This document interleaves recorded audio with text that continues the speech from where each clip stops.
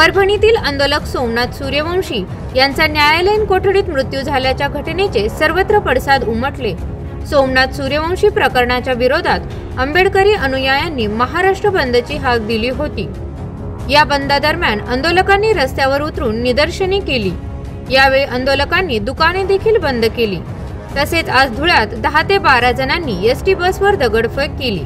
त्यानंतर आता सोलापुरात एसटी बसवर दगडफेक झाल्याची घटना घडली आहे।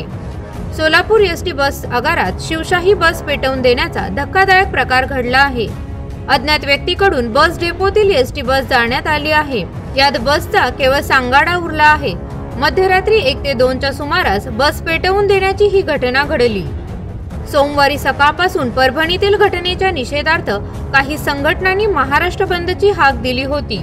या पार्श्वभूमीवर सोलापूर शहरात देखील याचे पडसाद बघायला मिळाले।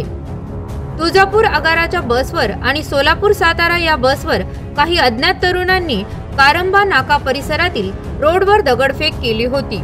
या घटनेतील आरोपींचा तपास सुरू असतानाच मध्यरात्रीच्या सुमारास सोलापुरात अज्ञात व्यक्तींकडून बस डेपोतील एका एसटी जाळण्याचा प्रकार घडला आहे।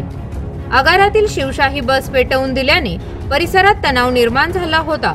या प्रकरणी पोलिसांकडून आरोपीचा शोध सुरू असून शहर आणि परिसरात पोलीस प्रशासनाकडून तगडा बंदोबस्त तैनात करण्यात आला आहे।